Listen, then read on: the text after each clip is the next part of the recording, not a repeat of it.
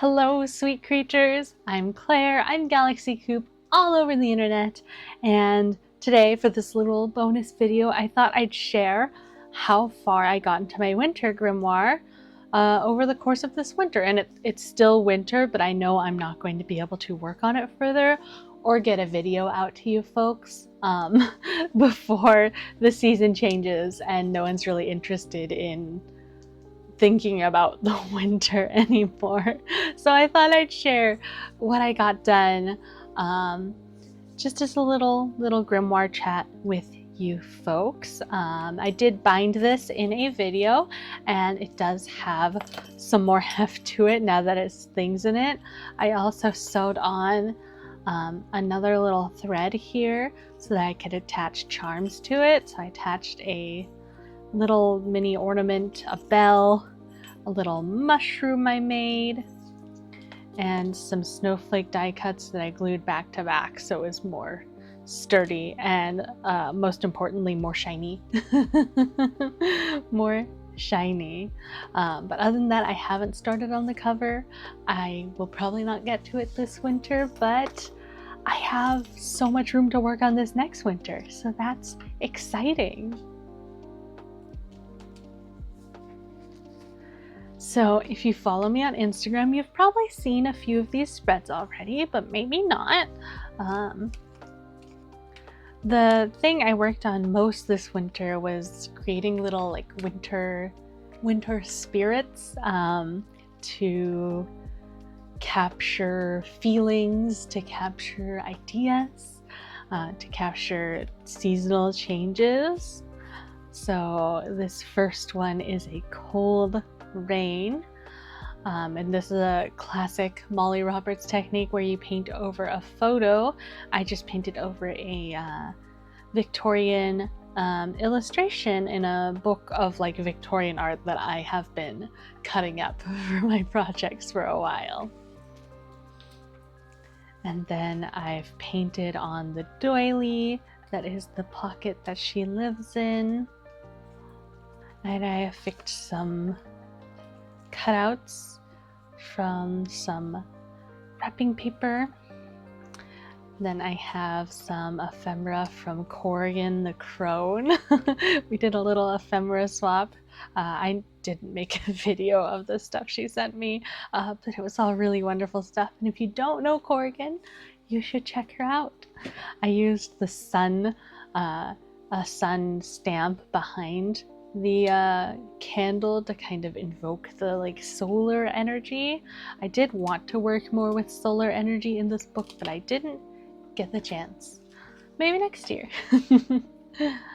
This little creature is a cold winter wind spirit, and I was inspired by the blustery wind that was blowing around the like very light snow at the beginning of winter, and also the leaves. So she's playing with the snow and the leaves, and I have collaged some papers that were overspray that became her body. I think this is paper from the cover that became her hair. I die cut some leaves and then cut them even smaller to make little bitty leaves. There's lots of glitter and a wrapping paper at the bottom here. And through another snail mail swap, I got these beautiful, gosh, I'm forgetting the word, cyanotypes. I thought they were just lovely and worked perfectly. All right, we're back at it.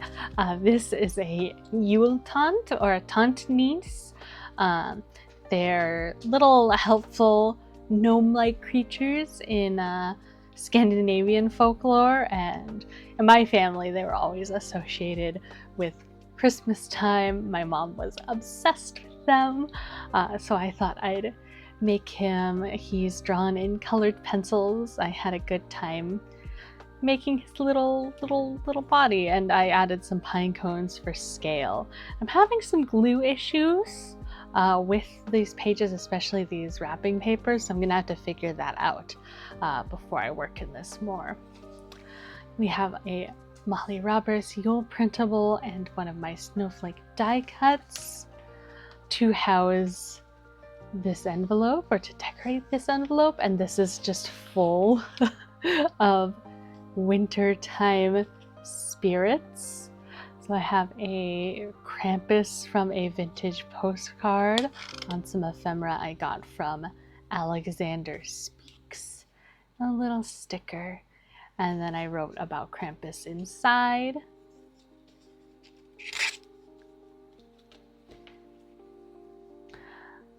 This is a depiction of Lucy. I have another depiction of Lucy, another Scandinavian folklore character.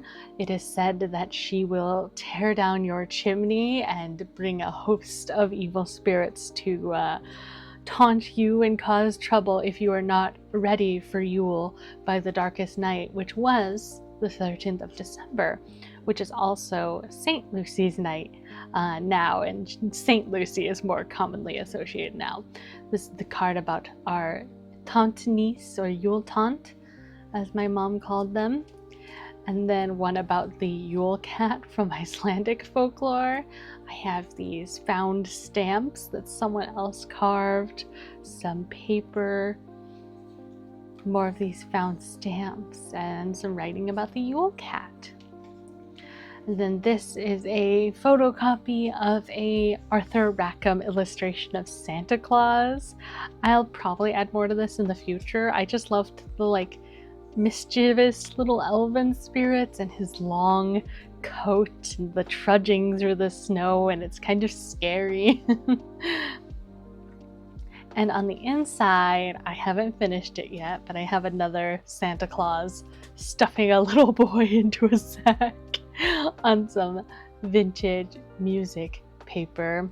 Some spirits are not as kind as others. Speaking of unkind spirits, I have a full-page spread dedicated to Lucy. I made this art doll with trash mostly, and another cutout from that, from a different book. I think this was from an art history book. And this skull gem I got in snail mail at some point, and I went through some British Library's public domain images and found some other spirits to haunt our little snowy town. And then on the other side, I just painted a sweet little pine tree.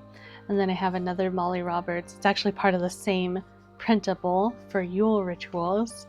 And I've started putting my personal and familial Yuletide rituals in here. There's another Corrigan ephemera piece, just a beautiful lino cut. I think she sells the lino cuts as a set on her website. Very pretty.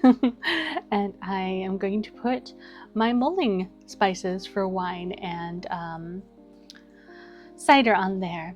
And I have some printouts of some Victorian postcards that are spooky and creepy.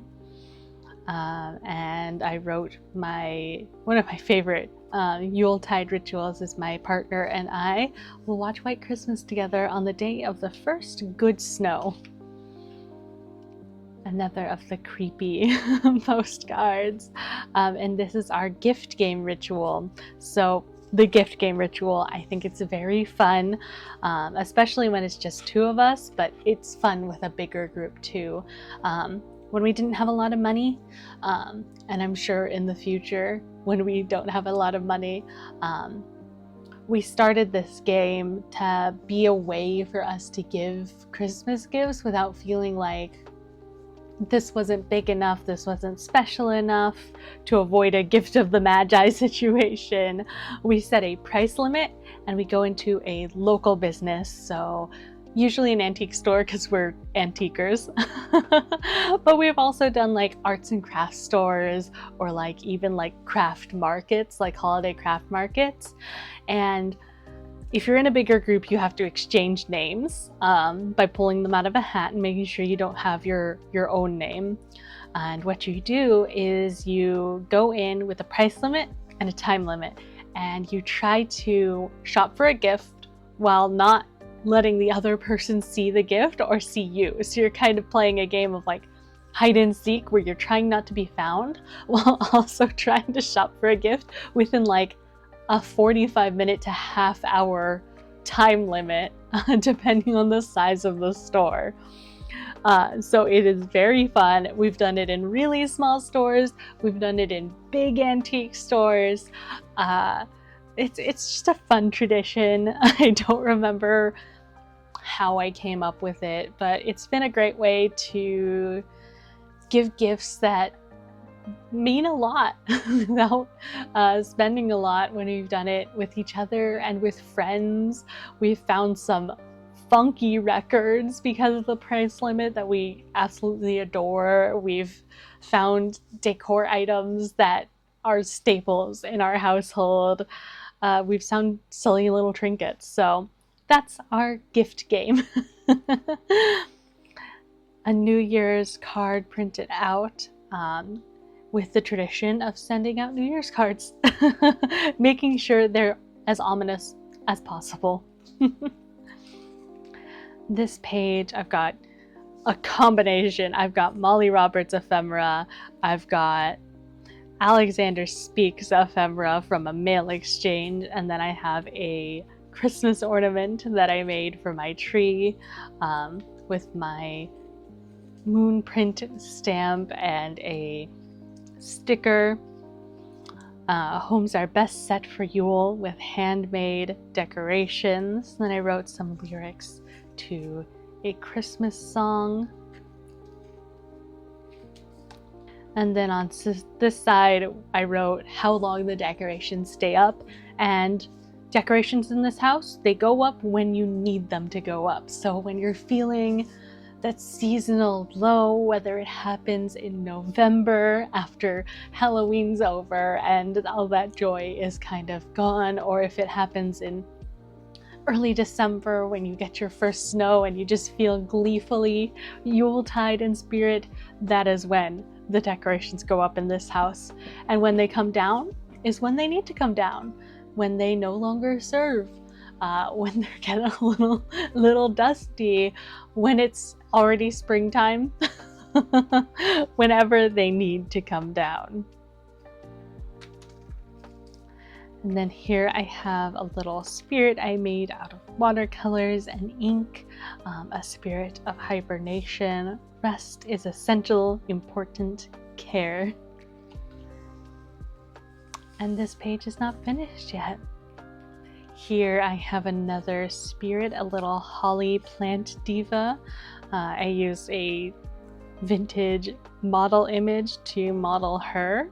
And then I used some wrapping paper that had holly leaves on it to create her dress and her holly wings and crown and her flower. When I lived in Virginia, there were these holly bushes that bloomed like right around Yule.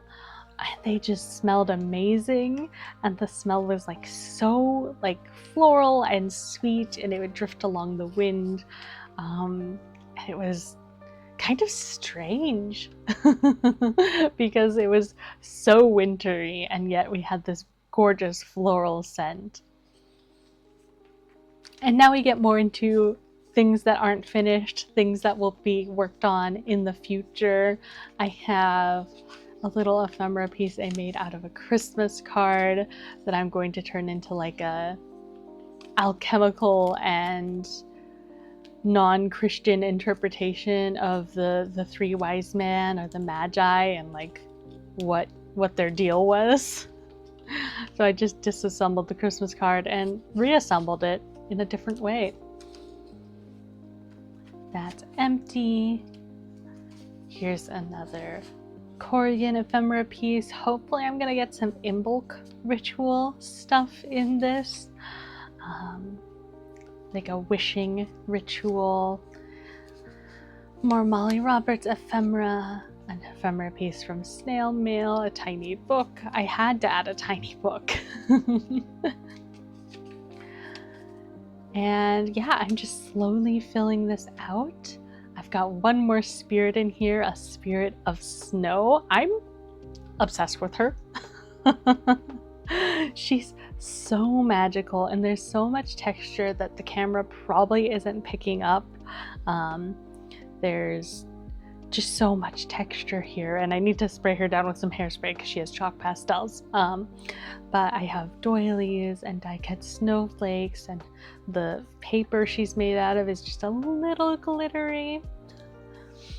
And then in this pocket, I took some cutouts from the book that I made my massive grimoire out of, and I'm going to be writing about snow magic in here and on here.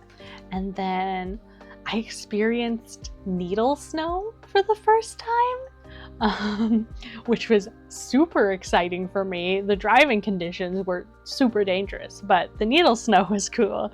So I wanted to make a depiction of all the like basic snowflake shapes. I did okay. I did cut them out like traditional snowflake style, but it was fun. It was a fun thing to do. I have a house ready for some Yuletide house magic. That's cardboard, and that is all I got done in my Wintertide book before I have to kind of stop and slow down for my knee surgery and focus on school. So I hope you really enjoyed getting a chance to see this and see how far I got. Next year, and maybe hopefully a little bit this year before the winter ends, I would like to do some like Imbolc type magic in here. I would like to continue writing down traditions and recipes as I remember that they exist, because I feel like I just do some of them automatically. I still haven't made my favorite Christmas cookie this year. I'm probably gonna do that this weekend because I want to do that before I cannot stand after my knee surgery. My favorite Christmas cookies are kroonkakke.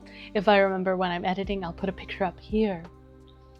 They're a Norwegian Christmas cookie, traditionally spiced with cardamom. They're crispy, they're sweet, they're great with ice cream, and I love them. But yes, let me know what pages you liked. Let me know if you have any personal Yuletide or Christmas or winter rituals that you think other people might enjoy or you just want to share. If you could like this video and subscribe, that would be super duper. It helps me a lot. It doesn't help me a lot. I don't get any money from this, but I do like sharing my art, and I'd love it if you'd stick around to see more of my art. I'm Galaxy Coop everywhere on the internet if you want to follow me other places. I'm on Instagram, I'm on Kara, and there's a bunch of old videos on TikTok if you're interested in looking at those. I haven't posted there in a while. But thank you so much for visiting with me today, and I hope we'll talk again soon. Goodbye!